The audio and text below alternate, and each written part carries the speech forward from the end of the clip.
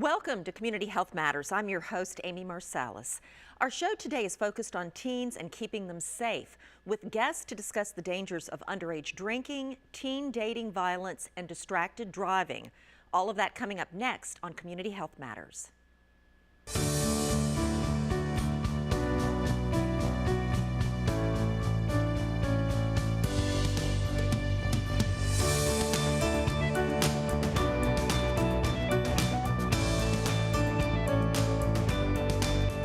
From the News Channel 5 network, this is Community Health Matters, sponsored by the United Health Foundation.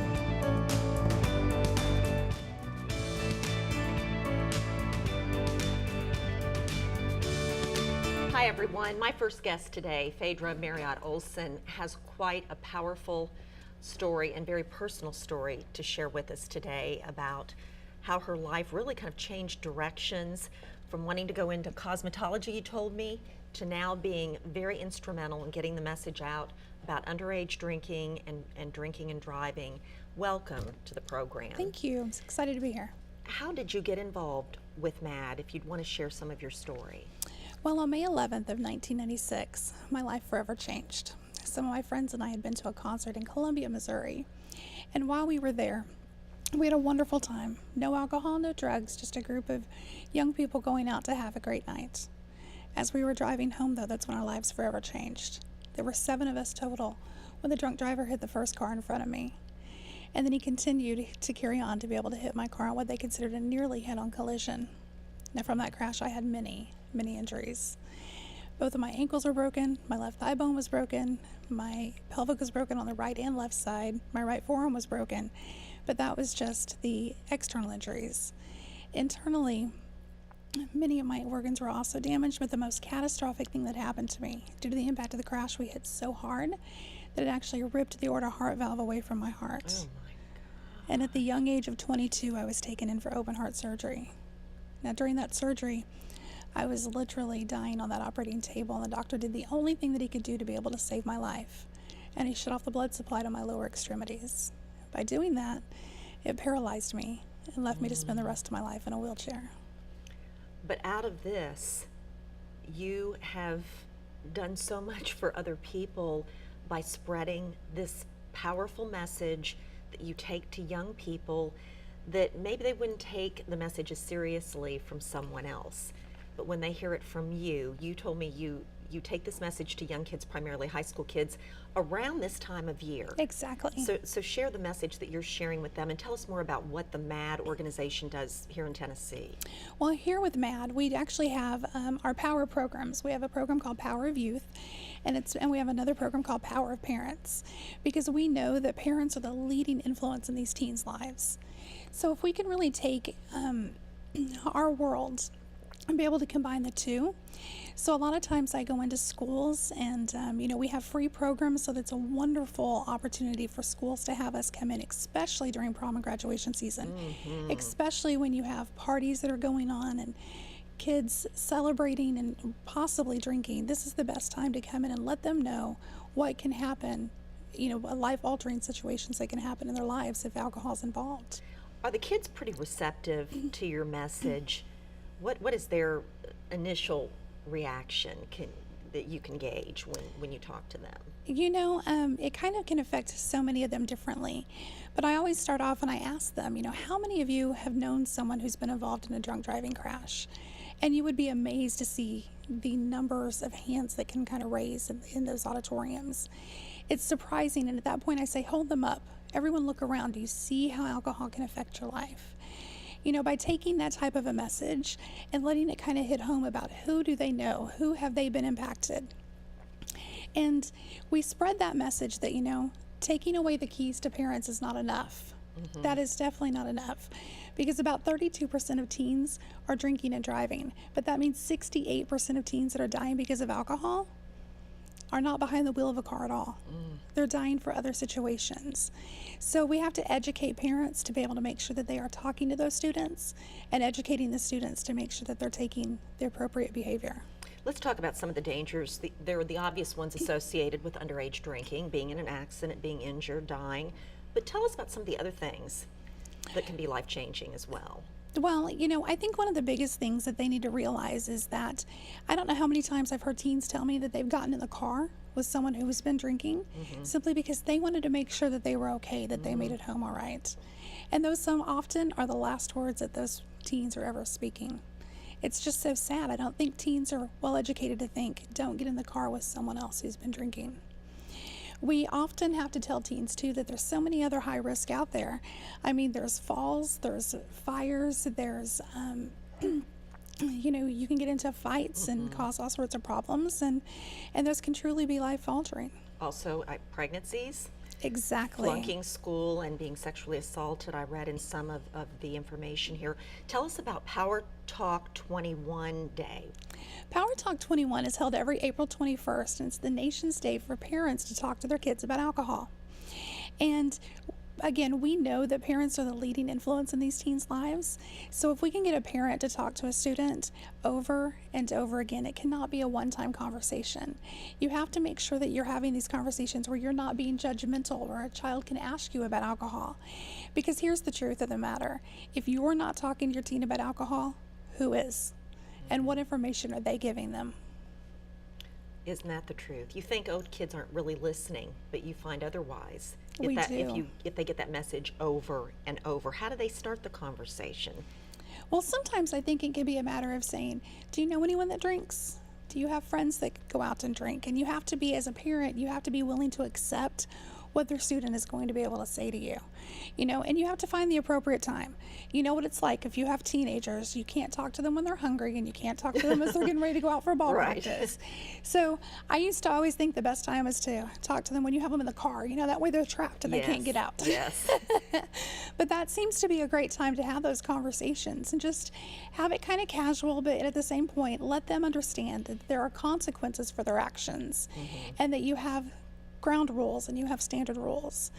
And often I'm even told from other parents that they will say, well, I'm going to provide alcohol to my child to teach them how to drink. But research shows that the more that a child drinks in the home, the more likely they are to drink even more amounts outside of the home. Interesting. All right. Where can people get more information as we wind this up? When it comes to MAD, you can find us on our website, www.mad.org, and feel free to go on there. You can get our power workbooks completely free of charge and request them or download them online. All right, Phaedra, thank you for really elevating this conversation in Tennessee. Well, thank you so much. I'm Thank you excited very to be here. much. You're making a huge difference in people's lives. Thank you. Thank you. All right, and we'll be right back with more after this.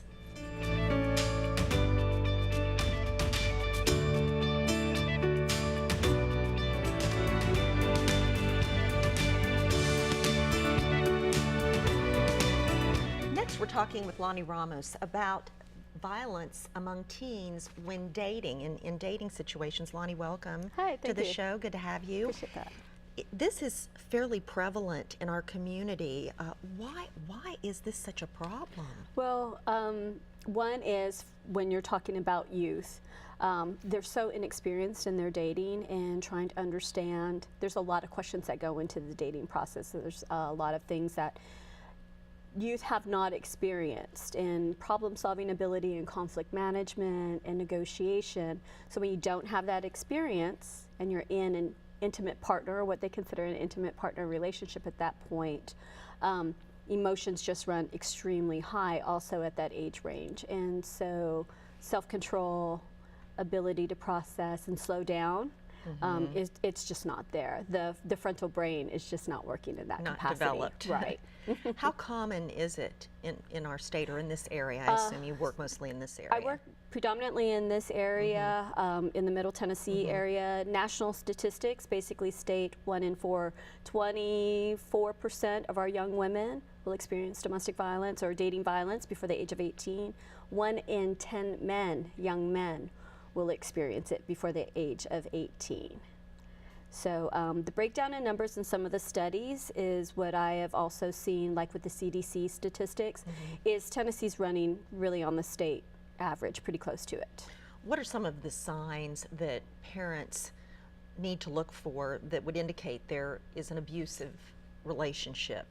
Well, abuse kind of starts on multiple levels. You have psychological, so it's some of that isolation, things that you used to do before that you're kind of not doing. You're allowing the partner to sway the person out of doing what they used to enjoy.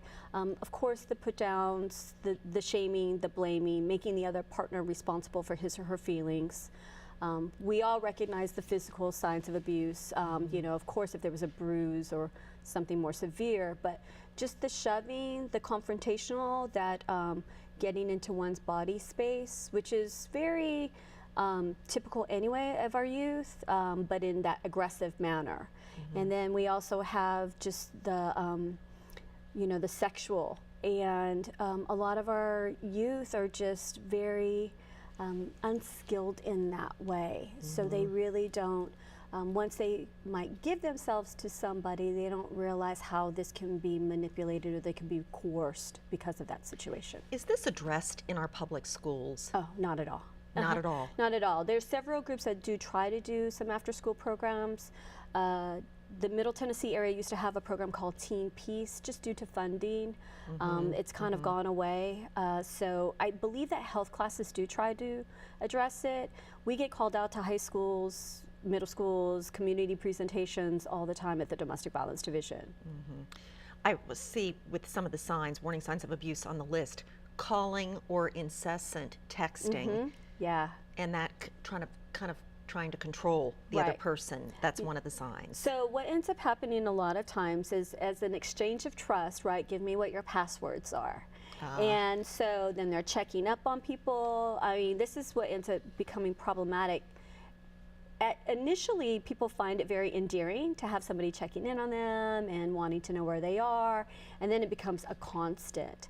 And when somebody does just say, please stop, they can't. And too far gone, right? too and far then down it that just path. goes on and on after that. And that's, you know, I mean, a lot of people don't even recognize that is a crime. It's harassment. But most people just don't even classify it like that at first. And I would imagine these kids, whether it's the boy or girl, they're not willing to share this with anybody in the family. Right. Oh, definitely not with the other adults, not with the parents, not with the caregivers. What youth tend to do is they'll confide in other youth. So, you know, they're going to their peers, and that can actually be very problematic as well. If you're in a very social structured group, which we do know that high schools have, if you're dating somebody who is a very predominant person in the high school area, you'll get peer pressure. Oh, for sure. Yeah. What do you do as part of the Metro Police Department Domestic Violence Division? Are these offenders arrested? I imagine it depends on how far they go Of with course. it, if there's assault or something. Right. So in looking at domestic violence and dating violence situations, of course, when there's an actual assault, prosecution is available. It's the nuances, it's trying to get it to stop before it reaches that point. So some of the things, you know, yes, if you've asked somebody to stop texting you or calling you and they still continue, that could be considered harassment. But most of the psychological, it's not prosecutable. What are some of the long-lasting effects? What's the impact long-term of teen dating violence? Yeah, one of the statistics I think that a lot of people are shocked over is that from the age to 11 to 17 years old, over 50% of those girls will experience a domestic violence, dating violence situation, and that only increases as they get older. Well, they're used to it, right? Exactly. It's familiar. The tolerance ends up becoming the norm. And so at that point, usually, and what ends up also happening at that point is lethality also increases. I see also that teen dating violence increases the abuse of alcohol and drugs. Yes. Even the development of an eating disorder could Yes. happen as a result. Is this Of sort of kind of course. loss of control? Well, what ends up happening in these types of relationships is, you know, your self-confidence is deteriorated, all self-doubt, relationships, family relationships, they've gone under a lot of stress. And when you can't control in one area, you tend to try to control in a another different area. Right, And exactly. the eating thing is part of Right. it. Okay, in our last 30 seconds, where can victims of dating violence, where can they get some help? Sure. At the Domestic Violence Division, of course, it's 615-880-3000. And anybody who wants information online, because coming in can be very difficult, of course. Online, loveisrespect.org, Jennifer Ann .org, and even as parents or mentors or coaches, I always suggest the CDC website. It's a great wealth of knowledge. Thank you for all this information. Absolutely. Love is respect. Yes, Yeah, thank you very much. appreciate that. Okay, we'll be right back.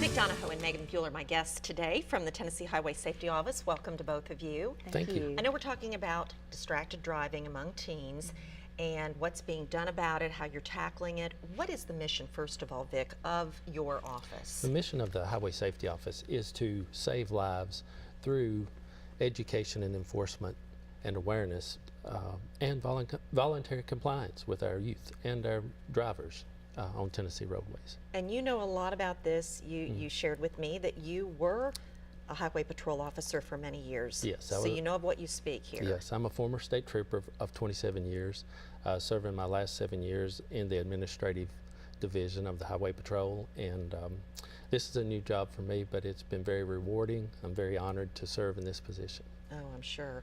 What is considered distracted driving? You know, I think most people probably think, oh, it's texting. We're talking on your cell phone. And it certainly is, but that's not all. No, that's not all. And I go back to a story that my grandfather told me when he was driving on a Highway 56 in the edge of Macon County, and he ran into his father in a curve. And my grandfather jumped out and said, "What are you doing?" He said, "I'm looking up at the trees." So that was distracted driving, and that happened back in the 50s. So It's always been around. It's always been around. However, I think it obviously is more prevalent now with the use of cell phones, and there's so many more opportunities, radios, navigation, for drivers to be distracted. You know, you think of navigation and these helpful tools Oh, yeah. to get where you're going, but using them Yes. can be so distracting. You need to set those things before you take off, right? As- Set your plan before you go. How big of a problem is it in Tennessee? Are we any worse than other states, or how bad is it? Well, I think it is definitely growing. In 2016, there were approximately 22,000 crashes involving distracted driving. In 2016, that rose to about 25,000. With teens in 2016, it was around 2,200 and rose to 2,500. So it's on the rise, and I think that's due to a couple of things. One is law enforcement is recognizing distracted driving, and two, drivers are understanding that they were distracted in some way, so they're self-reporting when they have a crash. What are the biggest distractions for our Tennessee teenagers? Well, obviously, without data, I would say our biggest distraction are cell phones. It's very difficult for teens to put their cell phone down until they get to their destination. And it only takes, it takes about an average of 5 seconds to look at a message, read a message, or send a message. And if you're traveling 55 miles an hour, you'll travel 80 feet before in Wow. that 5 seconds. Of course, as your speed goes up, the farther you travel in that same time frame. Wow, that really puts it in perspective. In 5 seconds, at 55 miles per hour, enough time, I'm reading here, I didn't know this, to cover the length of a football field. Wow. Yes. All right. That's hard to believe. Okay, why are teens more inclined, Megan, to be distracted while driving? Is it just the immaturity? What is it? Well, and that's, you bring up a good point. I mean, it is immaturity. It's lack of life lessons. It's lack of driver's education. You know, when you're speaking about cell phones, here in Tennessee, we have the graduated driver's licensing law. And so from 15 to 18 years of age, you are not allowed as a teen to have a cell phone in use while you are driving a vehicle. So it's against the law, okay, to have your phone in use, in hand, when you're driving on our Tennessee roadways. And that's a way, of course, to keep our teens safe. And Sure. so when you're looking at just the overall, what can we do to help our teens, you've got to educate your children. Parents are the big coach here when it comes to making sure your teenagers are equipped when they go out there on our Tennessee roadways to drive a pretty big, large piece of machinery. You know, it's good to want to make sure that your child feels comfortable and confident when they get behind that wheel and they're driving here in Tennessee to get to their destination safely. So, you know, as a community, as parents, we all have an obligation to really make sure that our teens are safe. And one way to do that is by making sure they're educated when they get behind that wheel. So what kind of programs does your department offer teens or parents of teens, I assume Sure. both, to help them? Sure. You know, the great thing about Tennessee, it is such a prevention state. There are so many great resources around the state. Students Against Destructive Decisions, your Tennessee Teen Safe Driving Coalition, ReduceTeenCrashes.com. So these are resources available for parents and teens to look into the safe driving habits and, of course, behaviors. You know, at the Department of Safety and Homeland Security, as part of the Tennessee Highway Safety Office, that is one of our priorities. You know, obviously, we want people, including teens, to make good choices when they're traveling on our Tennessee roadways. And that's part of what we do through enforcement, through behavior, education, awareness on behaviors, making good choices on our roadways when you get behind that vehicle. But again, parents are the #1 coach when it comes to their teens. What do you tell them? This is for either one of you. I mean, put the phone in your glove compartment, put the phone where you can't see it or hear it, put it on airplane mode. What are some specifics that you tell them? I think all the above. All the above? All the Absolutely. above. Just if you can keep it out of sight and out of mind, they're less likely, if it does vibrate or if they receive a message, to grab that phone and look at it. And as a parent, it's good to talk to your teen and say, look, you know, this is the law. Keep your cell phone down. When you pull over, if you need to call me, then pull over, go to a parking lot, call me, text me. You know, the #1 text that comes in to teens while they're driving is from their parents. Really? Okay, so, and there Yes. you go. And so when you're talking about behaviors, teens are still looking at their parents as that #1 influencer in their lives. So it's really important that parents take that initiative and remember your child is watching you and will emulate your behaviors. Set an example. That's right. Yes. All right. Vic and Megan, thank you very much. Congratulations on Thank this you. new position for you as well. Thank you. Thank you. Thank you. And we'll be right back.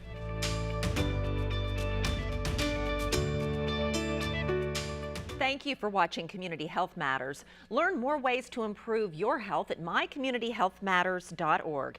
And remember, here in Middle Tennessee, our community health matters.